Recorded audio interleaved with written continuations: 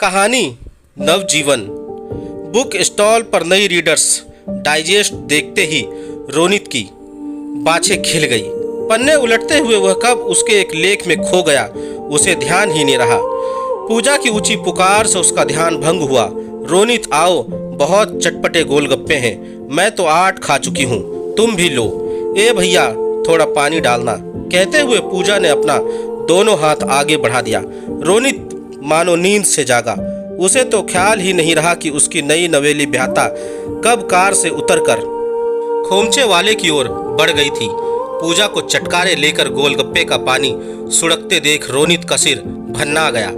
यह उसकी अभिजात्य जीवन शैली पर करारा तमाचा था। पूजा घर चलो। ना चाहते हुए भी रोनित की आवाज में तलखी उभर आई थी। आसपास खड़े लोग घूर कर देखने लगे तो पूजा फटाफट दोना फेंक कर साड़ी संभालती हुई जाकर कार में बैठ गई। रोनित ने खोमचे वाले को 50 का नोट पकड़ाया और कार में बैठ गया। वह बेचारा लौटाने के लिए खुले पैसे गिनता ही रह गया। उससे पैसे वापस क्यों नहीं लिए, पूजा ने भोलेपन से पूछा। जवाब में रोनित गंभीर हो गया। पूजा, तुम अब शहर के एक प्रतिष्ठित खानदान की बहू बन चुकी हो। जाने माने डॉक्टर रोनित राजदान की पत्नी इस तरह सड़क पर दोने चाटती अच्छी नहीं लगती, लेकिन मुझे गोलगप्पे पसंद हैं। पूजा की हसरत भरी नजरें अब भी पीछे छूटते जा रहे। खोमचे पट्टी की थी, गोलगप्पे और खाने व थोड़ा चटपटा पानी पीने की हसरत मन में दबी रह गई थी। कितने गंदे हाथों से ये लोग बनाते और खिलाते हैं। इतना अनहाइजीनिक फूड खाकर तुम बीमार हो जाओगी। रोज मैं अस्पताल में ऐसे 50 मरीज देखता हूँ। पूजा को रुआसा होता देख रोनित नरम पड़ गया। नई गाड़ी और नई बीवी के सम्मुख मर्द वैसे ही बिछा बिछा जाता है।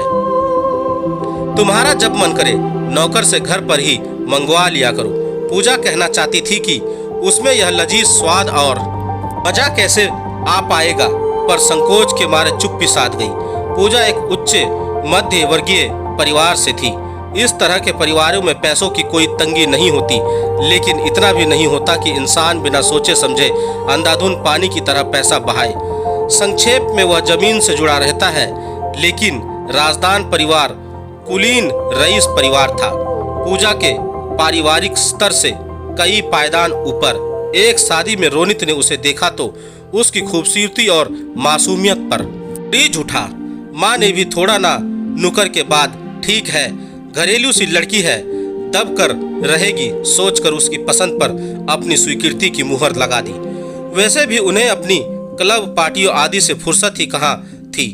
2 वर्ष पूर्व पति की मौत के बाद तो वे घर गृहस्थी की जिम्मेदारियों से पूरी तरह मुक्त हो गई थी, बल्कि 2-3 सोसाइटी के सदस्यता उन्होंने ग्रहण कर दी थी। वे महिलाओं के उस वर्ग का प्रतिनिधित्व करती थी जिसके लिए समाज में फैली बुराइयों के सम्मुख अपने घर परिवार की समस्याएं अत्यंत तुच्छ स्थान रखती थी। पूजा 1-2 बार उनके संग कुछ सभाओं में गई तो उसे उसके भाषण का एक शब्द भी पल्ले नहीं पड़ा। माँ ने भी भैंस के आगे बीन बजाना व्यर्थ समझ उसके साथ ले जाना बंद कर दिया।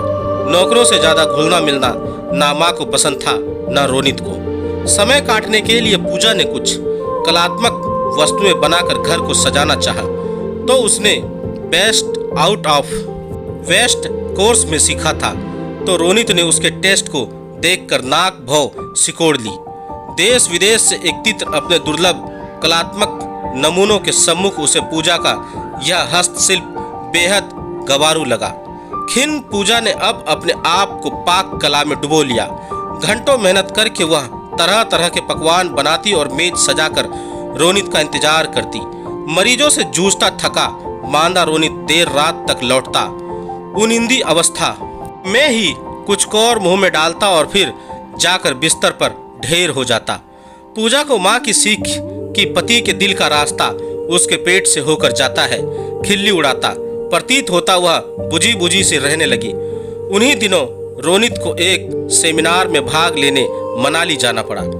उसने पूजा को भी संग ले लिया। कई डॉक्टर परिवार थे, अतः उन्होंने एक बस कर ली। रास्ते में गिरते बर्फ की खूबसूरत छटा को देखकर पूजा बच्चों की तरह किलक उठी। वह बार बार रोनित को बस रुकवाने का आग्रह करने लगी। वह बर्फ को छू कर देखना चाह रही थी, देश विदेश घूम चुके रोनित को उसका यह बचपना सुहा नहीं रहा था। वह साथी डॉक्टर से किसी पेचीदा केस के बारे में वार्तालाप करने लगा। तभी पूजा ने ड्राइवर से टॉयलेट जाने के लिए बस रुकवा ली। 15 मिनट बाद भी जब वह नहीं लौटी तो रोनित उसे देखने बस के पीछे गया। वह यह देख हैरान रह गया कि अत्यंत उल्लासित पूजा ढेरों बर्फ के गोले बनाने में व्यस्त थी। आक्रोश में रोनित फट पड़ा। पूजा के हाथों से गोले झटक फेंकता हुआ वह उसे बस में ले आया। दहशत और अपमान के अतिरेक से पूजा की आंखें डबडबा आई। वह बस में उपस्थित लोगों की सहानुभूति और उपहास का पात्र बन गई थी। फिर पूरे रास्ते वह नजरें झुकाए चुपचाप बैठी रही। उसे गहरा सदमा लगा था।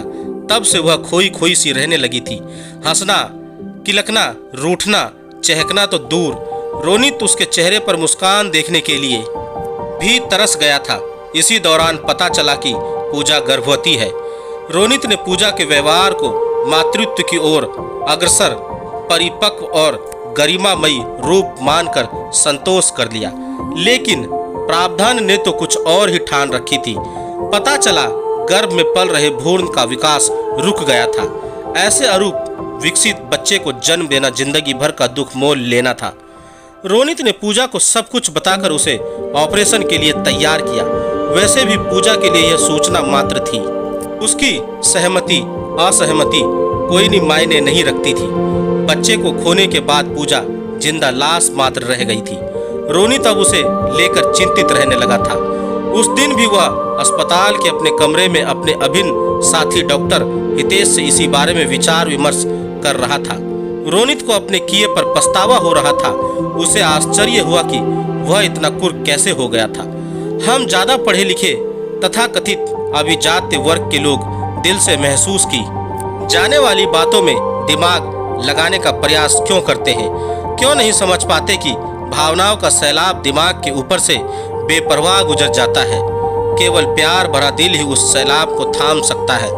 अल्हड़ उमंगों और केवल भावनाओं के ज्वार से आलोड़ित पूजा संयमित होने के लिए मुझमें एक प्यार भरा दिल तलाशती रही और मैंने मर्यादाओं की दीवार खड़ी कर उन लहरों को पीछे धकेलना चाहा। एक उमड़ती किलोल करती अपने स्वाभाविक सौंदर्य से सबको मंत्रमुग्ध करती नदी आज एक ठहरे हुए पानी का कुंड मात्र बनकर रह गई है। मैं उसमें नवजीवन प्रवाहित करना चाहता हूँ। भाभी को अवसाद से उबारने का एक ही रास्ता है कि वे माँ बन जाए। बच्चे के संग बच्चा बनकर उसकी खिलखिलाहट और मासूमियत लौट आएगी। लेकिन अब यह कैसे होगा? रोनित के माथे पर चिंता की लकीरें उभर आई। पूजा इससे दूर दूर रहने लगी है। मेरे छूने से वह सिहर उठती है। हिरनी जैसी भयभीत नजरों से मुझे देखने लगती है, मानो मैं उसका शिकार करने वाला हूँ। उसके दिल के छुए बगैर मैं उसका शरीर को कैसे छू सकता हूँ? नहीं हितेश, नहीं, मैं अपनी पूजा के संग बलात्कार नहीं कर सकता। तभी बाहर शोर शराबा होने लगा। पता चला कि मंत्री जी की अवसादग्रस्त पुत्र वधू ने अपनी आवेश में आकर अपने हाथ की नस काट ली थी। खून निरंतर बहे जा रहा था। सारे डॉक्टर उसे संभालने में जुट गए, लेकिन उसने दम तोड़ दिया। लड़की की माँ रो रो कर एक ही बात दोहराई जा रही थी कि मेरी फूल सी बच्चे को इन बड़े लोगों ने रौंद डाला। रोनित को बार बार सामने पड़ी लाश में पूजा की शक्ल नजर आ रही थी। वह पसीने से तरबदर हो गया। हितेश ने उसे घर जाकर आराम करने की सलाह दी। रोनित घर पहुंचा तो पूजा उसे कहीं दिखाई नहीं दी। घबराहट में उसने पूरा घर छान मारा। पीछे दालान से उसे खिलखिलाहटों की आवाज सुनाई दी तो वह तुरंत उधर भागा। पूजा गीली मिट्टी में बैठी थी और एक छोटी सी बच्ची उसके पांव पर मिट्टी को रखकर घर बना रही थी। रोनित को सामने पाकर पूजा सकपका गई और हड़बड़ाकर उठ खड़ी हुई। उसके साथ ही घर टूट गया। बच्ची बुक्का फाड़ कर रोने लगी और गंदे अंकल कहती हुई एक और भाग गई। ये टिन्नी है, माली काका की पोती, छुट्टियों में आई हुई है। साथ खेलने की जिद करने लगी तो मैं अभी पाँव की मिट्टी धोकर आती हूँ, आप अंदर चलिए। पूजा को रोनित की नाराजगी का खौफ था तो अपराधी खड़े रोनित को अफसोस था कि ना चाहते हुए भी क्यों उसके हाथों कुछ ना कुछ अनर्थ हो जाता है। अगले दिन भी रोनित का अस्पताल में मन नहीं लगा, तो वह जल्दी ही घर लौट आया। बाहर से ही उसे कमरे में टिन्नी की उपस्थिति का आभास हो गया था, लेकिन अंदर का दृश्य देख वह सन्न रह गया। एक गंदे से पप्पी को हाथों में उठाए टिन्नी उससे पूजा को गुदगुदी करवा रही थी। वह गंदा पप्पी कभी पूजा को पंजा लगाता तो कभी चाटता और पूजा हंस हंस कर दोहरी हुई जा रही थी। टिन्नी, फेंको इसे बाहर। रोनित स्वयं को रोक नहीं सका और चिल्ला पड़ा। घबराई टिन्नी हाथों से पप्पी छूट गया।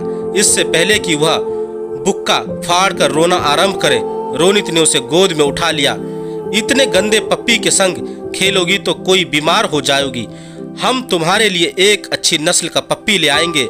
शाम को रोनित टिन्नी और पूजा को बाजार ले गया। अपने एक परिचित से उन्होंने एक प्यारा सा पप्पी खरीदा। टिन्नी ने हाथों हाथ उसका नामकरण भी कर दिया, टम्मी। टिन्नी का उत्साह देखते ही बनता था। वह लगातार टम्मी से बातें किए जा रही थी। पूजा भी खुश नजर आ रही थी। रोनित ने एक जगह कार रोक दी। यह शहर का सबसे प्रसिद्ध चाट वाला है टिन्नी, मेरा तो मन चाट खाने को कर रहा है। हुर्रे, मेरा भी। चलो आंटी। टिन्नी पूजा का हाथ खींचते हुए ले गई। तीनों ने भरपेट चाट खाई। अब तो यह रोनित का सगल बन गया था। वह लगभग रोज ही ऑफिस से जल्दी घर लौट आता। तीनों या तो लॉन में टमी के साथ खेलते या घूमने निकल जाते। टमी टिन्नी और पूजा से खूब घुल मिल चुका था, तो दूसरी ओर पूजा भी रोनित से फिर से खुलने लगी थी। उस दिन मौसम बड़ा सुहावना हो रहा था। आसमान में ठहरी बूंदें कभी भी नीचे बरस सकती थी। टिन्नी टमी को पास ही के पार्क में सैर कराने ले गई थी। पूजा रोनित का इंतजार कर रही थी। उसके आते ही वह उसे टमी की दिन भर की शरारतों का ब्यौरा देने लगी। एक माँ अपने शिशु की मासूम हरकतों का पति के सम्मुख विवरण पेश करते हुए जिस तरह उल्लास से बौरा जाती है, बिल्कुल वैसी ही अवस्था में इस समय पूजा की थी। वह क्या कह रही थी रोनित को कुछ सुनाई नहीं दे रहा था। जब दर्शनीय नेंद्रिय अत्यंत सक्रिय हो जाते हैं तो श्रवणीय द्रव्य व अन्य इंद्रियां बंद पड़ जाती हैं। रोनित को नजर आ रही थी तो बस हवा के वेग से पूजा के चांद से चेहरे पर झूल रही लट, काजल से सजे उसके फैलते सुकड़ते नयन, धनुष्कार भौहें और गुलाबी पंखुड़ों से खिलते बंद होते उसके होंठ। तभी हवा का एक तेज झोंका अपने संग पानी की बौछारें ले आया। पूजा चौंक कर संभले इससे पहले रोनित उसे गोद में उठाकर अंदर ले आया। बेड पर पूजा को लिटाकर वह उसके ऊपर झुक गया। हौले से उसने पूजा की आंखों पर आई लट को पीछे किया तो पूजा को उसकी आंखों में प्यार का अथाह सागर उमड़ा हुआ नजर आया। शर्मा कर उसने नजरें झुका ली। बारिश के थमते वेग के साथ जवा दिलों में उफनता प्यार का तूफान भी थम गया। दोनों तृप्त एक दूसरे को निहार रहे थे। नवजीवन के अंकुरण की उम्मीद ने दोनों में नवजीवन का संचार कर दिया था। दोस्तों, आपको मेरी यह कहानी कैसी लगी आप मुझे मेरे कमेंट्स बॉक्स में जाकर मुझे बता सकते हैं। और अगर आप मेरे चैनल पर नए हैं तो मेरे चैनल को सब्सक्राइब जरूर करें और बेल आइकन का बटन भी दबा दें। धन्यवाद दोस्तों।